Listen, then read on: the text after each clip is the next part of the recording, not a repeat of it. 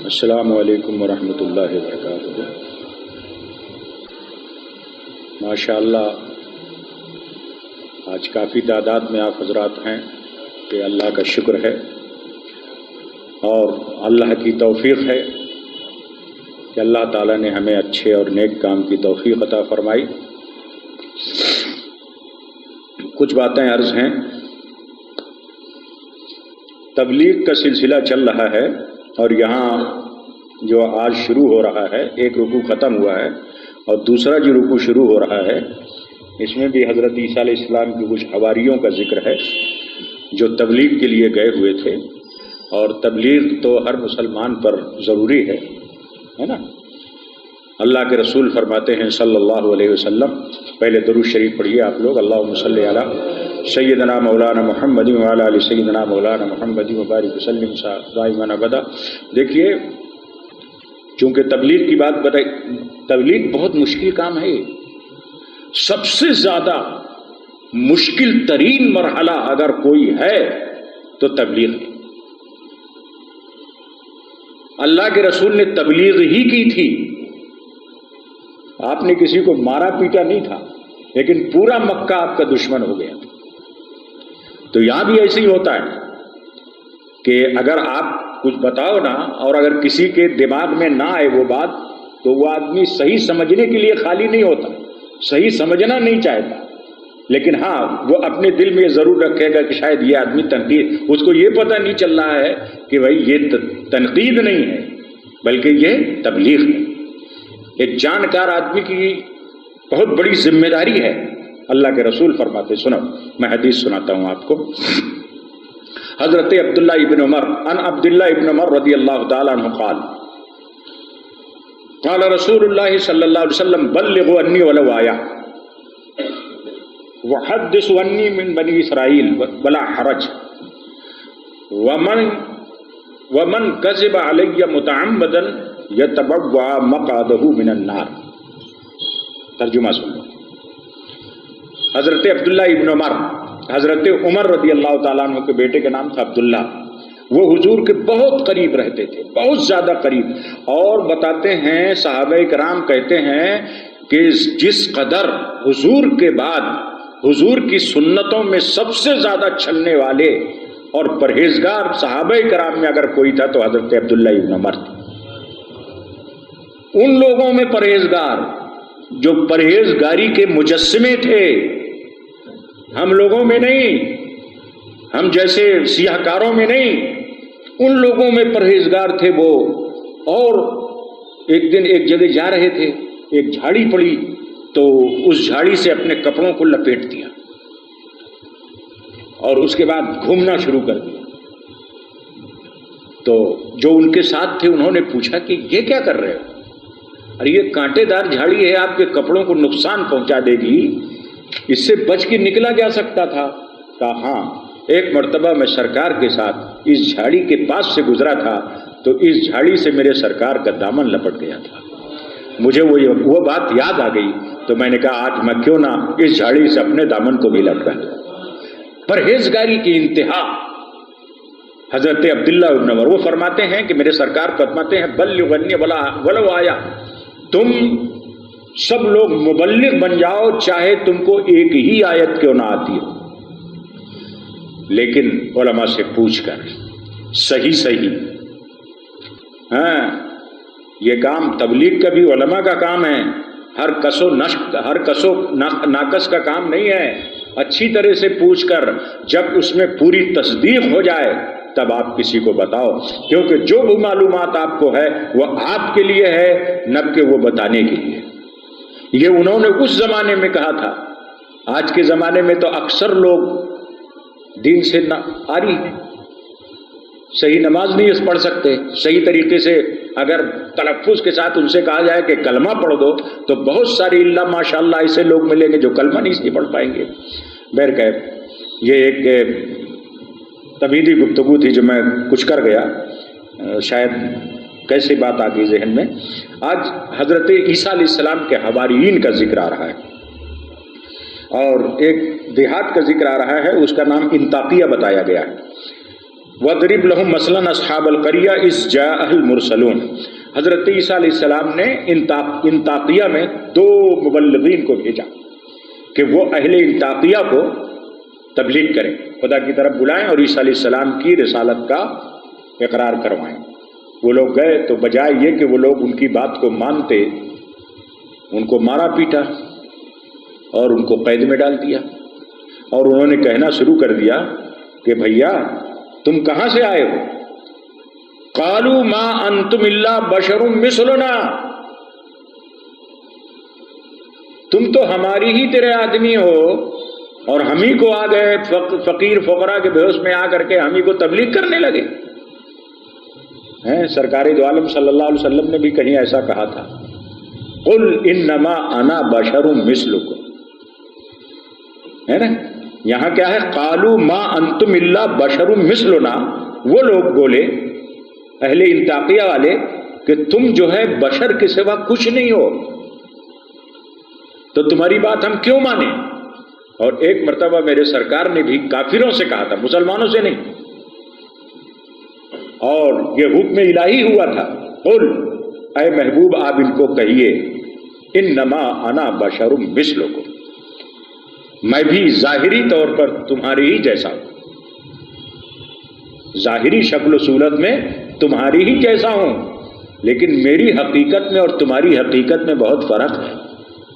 کہاں میری حقیقت اور کہاں تمہاری حقیقت؟ بات بہت لمبی چھڑ گئی ہے، تھوڑی دیر ساتھ دو گے؟ اپنے ٹائم پر ہی ختم ہوگا انشاءاللہ، گھبرانے کی ضرورت نہیں ہے، لیکن بات جو آ گئی ہے وہ بہت دلچسپ بات ہے، بہت دلچسپ بات ہے میرے دوستو۔ اللہ تبارک و تعالیٰ کی جب اعانت کسی کے ساتھ میں ہوتی ہے، اور ظاہر بات ہے کہ ایسی فاسق و فاجر قوم میں سرکار نے اپنے محبوب کو بھیجا تھا، بتاؤ کون سا لشکر دے کے بھیجا تھا، کون سی فوج دے کر کے بھیجا تھا حضور کو، کون سا مال و منال دے کر کے بھیجا تھا کہ لو یہ مال لے جاؤ، اسلام قبول کر لو، یہ رکھو؟ کیا ایسا تھا؟ تنے تنہا ایک اکیلا، جن کے ساتھ کوئی نہیں تھا، یہاں تک کہ ان کے اپنے گھر کے لوگ بھی ان کے ساتھ میں نہیں تھے۔ اللہ اللہ بس اللہ، اور اللہ تبارک و تعالیٰ کی اعانت اور ان کی مدد سے اللہ تبارک و تعالیٰ نے اپنے محبوب کریم علیہ الصلاۃ والسلام کی ایسی مدد فرمائی، ایسی مدد فرمائی کہ ایسی فاسق و فاجر قوم، ایسے نالائق لوگ جو کلمہ حق سننے کے لیے کسی طرح سے تیار نہیں تھے، مگر کیسا ایک عجیب و غریب ماحول پیدا ہوا۔ حضرت خدیجۃ الکبریٰ ایمان لے آئیں، اور حضرت کیا کہتے ہیں زید ایمان لے آئے، تو اب ان کا پیٹ نہیں بھرا۔ ارے بھائی، ان کے گھر کی بیوی جو ہے ایمان لے آئی، کچھ تو انہوں نے اچھائی دیکھی ہوگی تب تو ایمان لے آئیں۔ ان کا اپنا غلام جو رات دن ان کے ساتھ میں رہتا تھا وہ ایمان لے آیا، تو قوم نے کہنا شروع کیا کہ صاحب یہ تو کون سی بڑی بات ہے، وہ تو بیوی تھی لے آئی، اور یہ غلام تھے ان کے ماتحت کے لے آئے۔ کوئی مکے کا اچھا آدمی، صاحب سمجھ، صاحب سمجھ، صاحب ثروت، صاحب الرائے، اگر کوئی ایمان لائے تو ہم جانیں۔ تو انتظام الہی دیکھیے، سبحان اللہ، اللہ کا انتظام دیکھو میرے دوستو، میرے اللہ نے انتظام کیا، مشیت نے ایک ایسا کام کیا، خدا کی مشیت تیار ہوئی، اب ایک ایسے آدمی کو ایمان لانے کے لیے تیار ہوئی، ایک ایسے شخص کو ایمان کی دولت دینے کے لیے مشیت تیار ہوئی، جو مکے میں جس وقت حضور نے اپنی نبوت کا اعلان کیا تھا وہ مکے میں تھا ہی نہیں، مکے میں تھا ہی نہیں، اعلان ہو گیا، سب لوگ چلے گئے، اور وہ جو تھے یعنی حضرت ابو بکر صدیق کی باری میں نام بتائی دے رہا ہوں تاکہ آپ کے ذہن میں رہے، وہ ملک شام گئے، وہ بہت بڑے تاجر تھے، ملک شام گئے ہوئے تھے، اپنا مال لے کر کے شام گئے ہوئے تھے بیچنے کے لیے، وہیں پر وہ تھے، اپنے تجارت میں مصروف تھے۔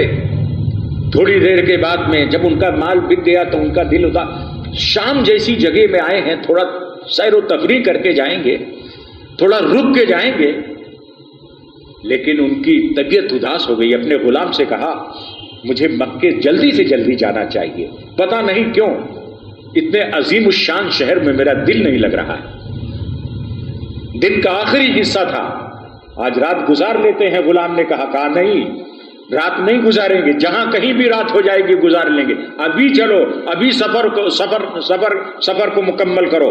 اور یہ لوگ جو ہے وہاں سے نکل کھڑے ہوئے، جنگل میں پہنچ گئے، اندھیری رات ہو گئی، ہوائیں تیز چلنے لگی، ہو کا عالم ہو گیا، ڈر و دہشت ہو گیا، جلدی جلدی کرو تاکہ یہ جنگل پار ہو جائیں۔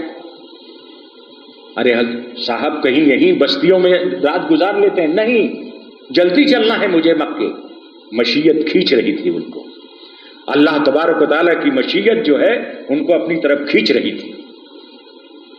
تھوڑی دور چلنے کے بعد ایک کلیسا دکھا، گرجا گھر دکھا، 100 سال سے بنا ہوا وہ گرجا، کئی 100 سال سے عبادت کرنے والا وہ کیا کہتے ہیں راہب، عالم، انجیل و زبور کا عالم، کئی 100 سال سے اس جگہ پر عبادت کر رہا تھا۔ اس کی بھویں سفید ہو کے لٹک گئی تھی، گوشت کا نام و نشان نہیں تھا، ہڈیوں کا ڈھانچہ بن گیا تھا۔ عبادت اور ریاضت اور اللہ کے سوا اسے اور کچھ معلوم نہیں تھا۔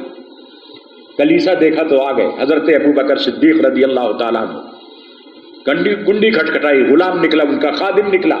کیسے؟ کہا ایک رات یہاں گزارنا چاہتے ہیں، ایک رات سونا چاہتے ہیں۔ کہا بھائی یہاں اجازت نہیں ہے۔ کہا وہ کیوں؟ کہا اس لیے کہ ہمارا شیخ تارک الدنیا شیخ ہے۔ ایک آدمی آیا تھا، شرابی کبابی آ گیا تھا، تو ایک عرصے تک ہمارے کیا کہتے ہیں کہ شیخ کے تزکیے نفس میں فرق پڑا تھا، تب سے یہ کہا گیا کہ کوئی یہاں نہیں رک سکتا۔ تو حضرت ابو بکر صدیق نے فرمایا کہ بھائی تمہارے شیخ کے پاس میں کوئی ایسی قوت ہے کہ اچھے اور برے کو پہچان سکے؟ اگر ہے تو میرا نام بتاؤ۔ آپ مکے سے آیا ہوں، یہاں آیا تھا اپنا سودا بیچنے کے لیے، ایک رات اجازت چاہتے ہیں، میرا نام ابو بکر ہے اور میں مکے سے آیا ہوں، وہاں ایسا مکہ جہاں کھجوروں کے جھنڈ ہیں اور جو وادی القرا کے نام سے مشہور ہے۔ وہ گیا، پوچھا، تو جیسی مکہ کا نام سنا اس راہب نے، وہی وہ عالم تھا، عالم تھا زبور کا اور کیا کہتے ہیں کہ تورات کا عالم تھا، بہت بڑا عالم تھا، کوئی معمولی آدمی نہیں تھا، وہ عبادت الہی میں مصروف رہتا تھا۔ جیسے نے مکہ کا نام سنا تو اس کا ایک دم سے حواس جو ہے جاگ گئے۔ اس نے کہا مکہ، ادھر آ، مکے کا پورا ہیولہ پوچھ کر کے آؤ، اور جو وہ اپنا نام ابو بکر بتا رہا ہے اس کے باپ کا نام بھی پوچھ کے آنا۔ ادھر بھیج دیا اپنے کیا کہتے ہیں کہ وہ خادم کو، اور ادھر اس نے سینکڑوں سال پرانی کتاب جو حضرت موسیٰ علیہ السلام، حضرت عیسیٰ علیہ السلام پر نازل ہوئی تھی، اس کو الماری سے نکالا، اور نکالنے کے بعد میں اس کے اوراق کو کھولا، کھولنے کے بعد وہ ذکر اس نے پڑھا جہاں مکے کا ذکر تھا، رسول اللہ کا ذکر تھا، ابو بکر کا ذکر تھا، فاروق اعظم کا ذکر تھا، عثمان غنی کا ذکر تھا، سلطنت اسلامیہ کا ذکر تھا، مولا علی حیدر کرار کا ذکر تھا، ان بزرگان اہل سنت کا ذکر تھا، اللہ کے رسول کے ان چاہنے والوں کا ذکر تھا۔ وہ سیدھا اور آپ کو بڑے غور سے پڑھتا رہا، آیا خادم، اور آنے کے بعد میں تفصیل بتائی کہ ہاں صاحب وہ مکہ وہی مکہ ہے جو مکہ آپ جانتے ہو، وہاں کھجوروں کے جھنڈ بھی ہیں، اور وہ ابو بکر ان کا نام ہے اور ان کے باپ کا نام ہے ابو قحافہ۔ سب لوگ اچھی طرح سے سن رہے ہو نا میری بات؟ جیسی ہی انہوں نے کہا تو فوراً راہب نے فوراً بلایا، کہا جلدی جاؤ اور جلدی سے بلا کر کے میرے پاس ان کو لاؤ، ابھی اسی وقت لے کے آؤ۔ حضرت ابو بکر صدیق آئے، اس کی خلوت گاہ میں، اس نے اپنی خاص خلوت گاہ میں بلایا، اور اس کے بعد بلانے کے بعد میں کبھی وہ کتاب کو دیکھتا، کبھی آپ کے چہرے کو دیکھتا۔ بڑی دیر کے بعد اس نے کہا کہ آپ اپنا داہنا ہاتھ مجھے دکھائیے۔ تو حضرت ابو بکر نے اپنا داہنا ہاتھ دکھایا۔ جیسی ہی داہنا ہاتھ دکھایا تو وہ 100 سال پرانا زاہد، اتنا پرانا مطلب کیا کہتے ہیں راہب، اتنا عمر رسیدہ راہب، اس نے فوراً حضرت ابو بکر صدیق کے ہاتھ کو تھام لیا اور بوسہ دیا، ہاتھ کو بوسہ دیا۔ ابو بکر صدیق کو بھی وحشت ہو رہی تھی کہ یہ اتنا بوڑھا آدمی یہ کیا میرے ساتھ مذاق کر رہا ہے، ایک رات گزارنے کی اجازت مانگی ہے، کیا کیا کر رہے ہیں یہ؟ کہا صاحب آپ ایسے تاریخ دنیا شیخ ہیں، کیا کر رہے ہیں آپ میرے ساتھ میں؟ کہا نہیں بیٹا، سن اچھی طریقے سے، جو میں کہہ رہا ہوں اس کو اچھی طریقے سے سن اور اسے یاد رکھ۔ ہماری کتاب آسمانی کتاب ہے، یہ منزل من السماء ہے، یہ حضرت موسیٰ اور حضرت عیسیٰ علیہ السلام پر نازل ہونے والی کتابیں ہیں، اس میں سارے احوال لکھے ہوئے ہیں۔ ایک نبی ان قریب یا تو وہ ظاہر ہو گئے ہیں یا ظاہر ہونے والے، ان قریب جو سب سے آخری رسول ہوں گے یا تو وہ ظاہر ہو گئے ہیں یا ظاہر ہونے والے ہیں۔ اگر وہ ظاہر ہو گئے ہیں تو تمہیں مبارک ہو کہ سب سے پہلے ان کے جانشین تم بنو گے اور اسلام کی دولت سے تمہیں مالا مال کر دیا جائے گا۔ کہا پورا سراپا تمہارا ہماری کتاب میں لکھا ہوا ہے اور تمہارے پیغمبر کا نام لکھا ہوا ہے، تمہارے شہر کا نام لکھا ہوا ہے۔ اگر تمہیں عبرانی زبان آتی ہو تو یہ صحیفہ خداوندی پڑھو۔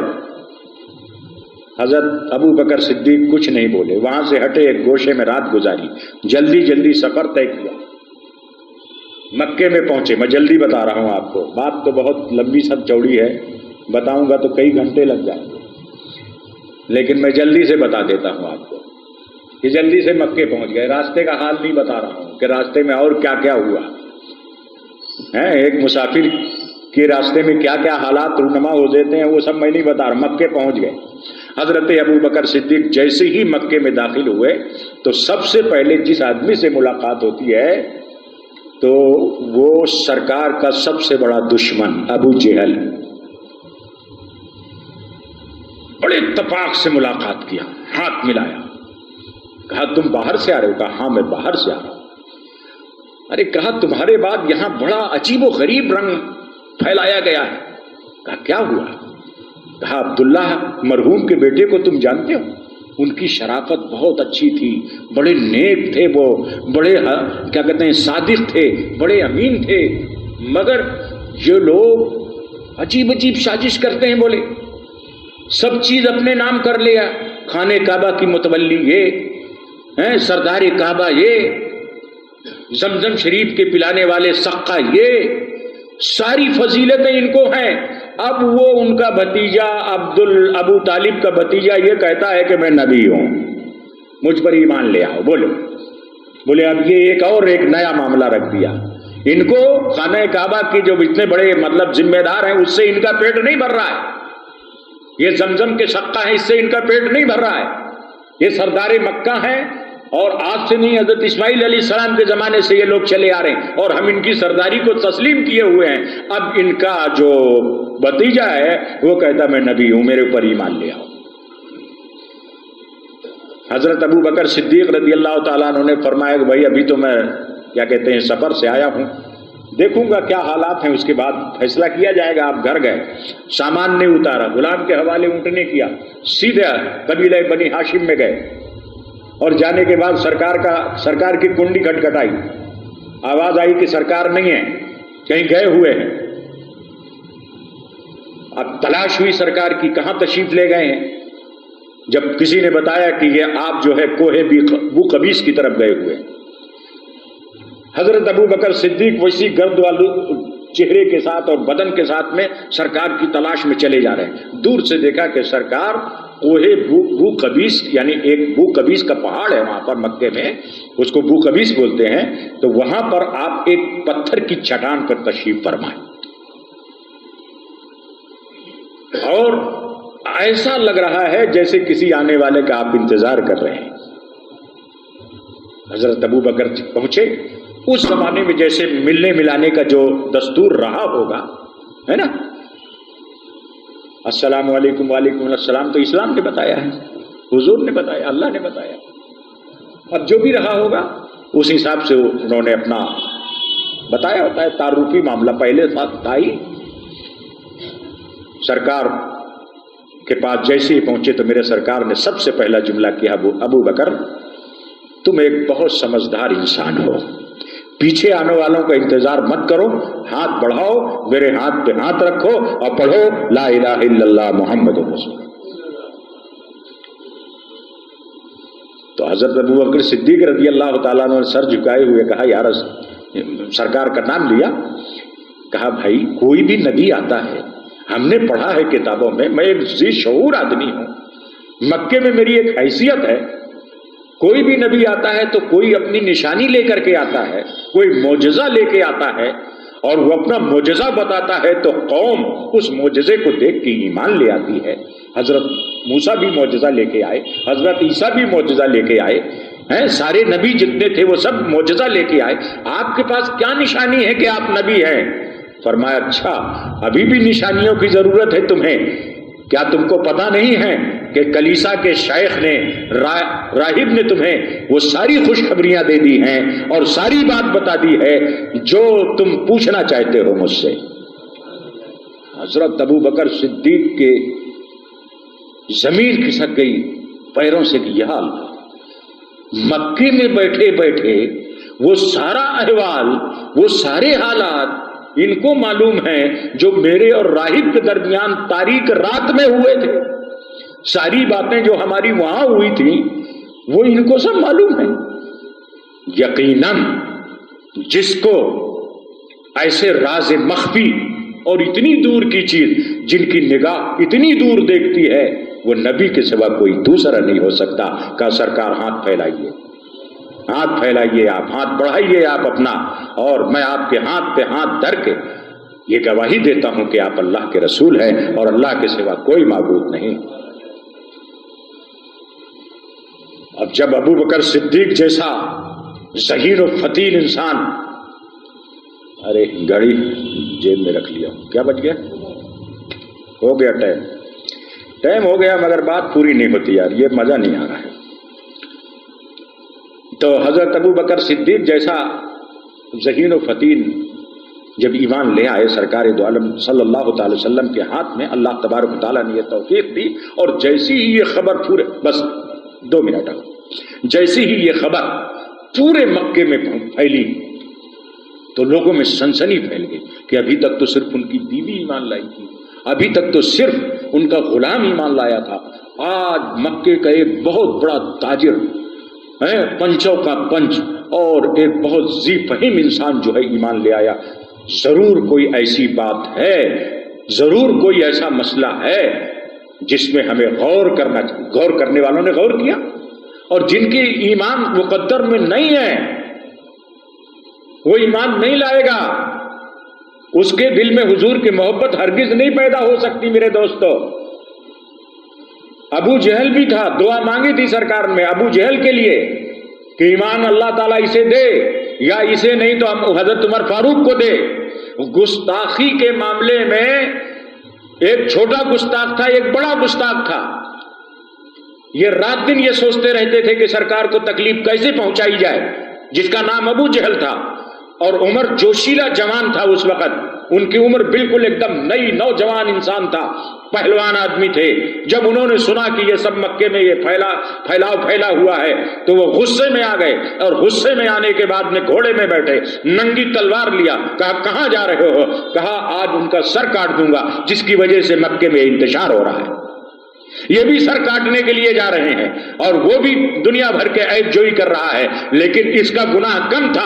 اللہ تبارک و تعالیٰ نے دعا حضور نے دونوں کے لیے کی تھی, لیکن یہ گستاخ نہیں تھا. یہ ماحول سے متاثر ہو کر قتل نبی کے لیے جا رہا تھا, لیکن قتل نبی کو اسے کیا پتا تھا کہ نبی کو قتل نہیں کیا جا سکتا, نبی کو کوئی قتل نہیں کر سکتا. اسے کیا پتا تھا, واللہ یعصمک من الناس, اللہ تبارک و تعالیٰ نے نبی کی حفاظت خود اپنے ذمے میں لے رکھی ہے. بھلا بتاؤ, جس کا محافظ خود خدا ہو, اس کو کوئی قتل کر سکتا ہے؟ بڑے بہت بڑی داستان ہے، بڑے تم تراک سے گئے، دار ارقم میں سرکار موجود تھے، روزن سے دیکھا، آواز دی، سارے لوگ گھبرا گئے، امیر حمزہ آگے بڑھے، کہا گھبراؤ نہیں، اچھی نیت سے آیا ہے تو کوئی بات نہیں، لیکن اگر اچھی نیت سے نہیں آیا ہے تو اسی کی تلوار سے اس کی گردن کاٹ دوں گا۔ ابھی یہ مشورے جو صحابہ وہاں موجود تھے دار ارقم میں ہو ہی رہے تھے، میرے سرکار نے فرمایا تم سب الگ ہٹ جاؤ، تم لوگ سب، یہ نبی تھے، یہ نبی تھے، کہا سب الگ ہٹ جاؤ۔ حضرت عمر فاروق ننگی تلوار لیے ہوئے، چہرہ تلملایا ہوا ہے، اندر داخل ہوئے، مصطفیٰ نے ان کا گریبان پکڑ لیا، کہا ابھی وہ وقت نہیں آیا جب تم اچھوں میں داخل ہو جاؤ؟ کہا سرکار آ گیا ہے، اسی لیے حاضر ہوا۔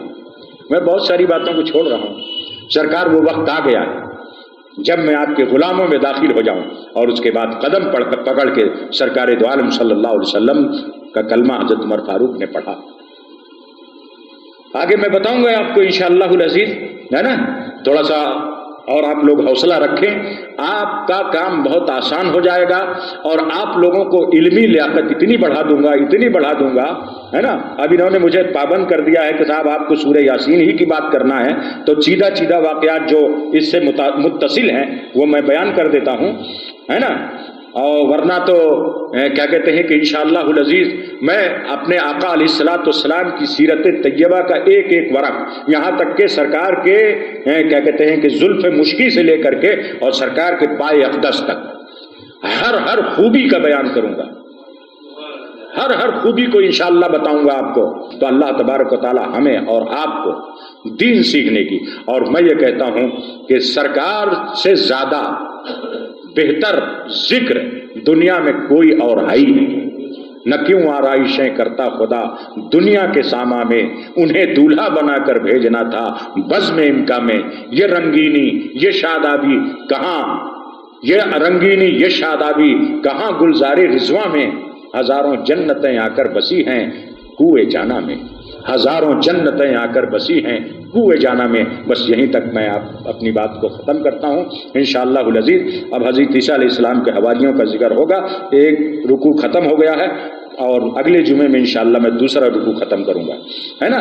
اور ہر لفظ قرآن کا تفسیر کا رب ہے نا، اتنی کیا کہتے ہیں کہ بہرحال میں اگلے جمعے میں جو بھی ہوگا میں بتاؤں گا، ہے نا۔ وما علینا الا البلاغ۔ السلام علیکم ورحمۃ اللہ۔